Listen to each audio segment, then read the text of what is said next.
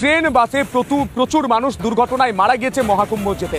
তিনি বিয়েবাড়ির সঙ্গে তুলনা করছেন মমতা বন্দ্যোপাধ্যায় মহাকুম্ভকে।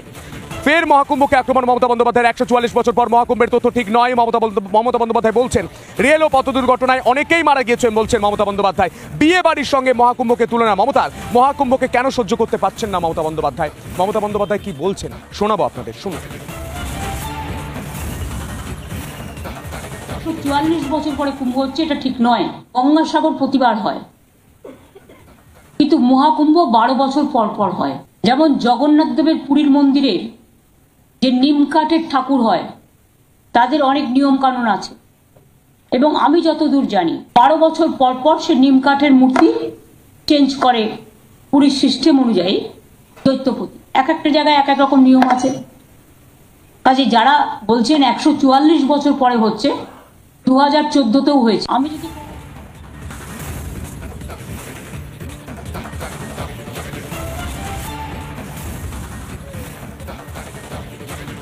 মহাকুম্ভ এবং কুম্ভের মধ্যে তিনি বছর গুলিয়ে ফেলছেন রাজ্যের মুখ্যমন্ত্রী মমতা বন্দ্যোপাধ্যায়।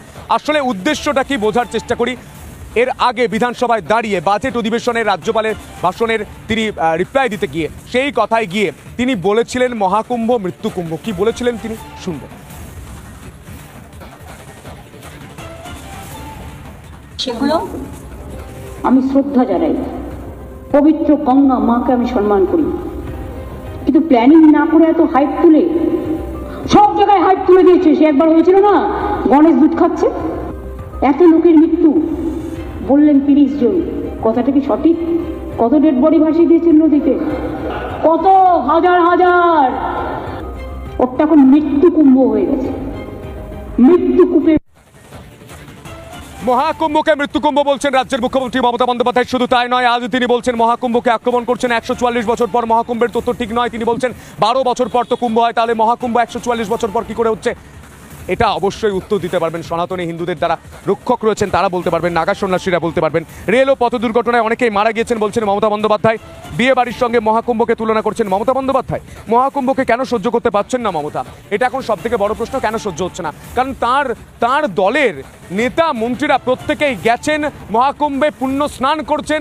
এমনকি এই রাজ্যের অনেক IPS অফিসার, পুলিশ অফিসার তারা গিয়েছেন মহাকুম্ভে স্নান করে এসছেন। কিন্তু তারপরেও রাজ্যের মুখ্যমন্ত্রী মমতা বন্দ্যোপাধ্যায় মহাকুম্ভকে এত আক্রমণ করছেন কেন? আপনাদের আরো একবার শোনায় তিনি ঠিক কি বলেছেন, শুনবো। 144 বছর পরে কুম্ভ হচ্ছে, এটা ঠিক নয়।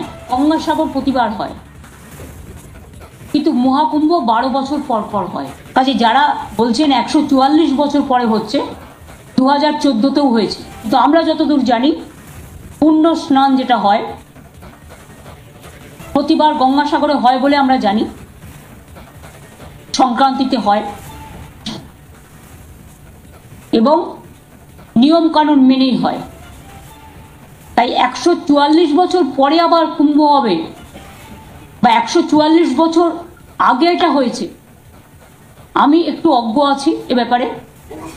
যদি কেউ বিশিষ্ট মানুষ থাকেন, আমি তাদের কাছে অনুরোধ করব যে আপনারা একটু গবেষণা করে আমাদের জানাবেন সঠিক সত্যটা কি, সঠিক তথ্যটা কি।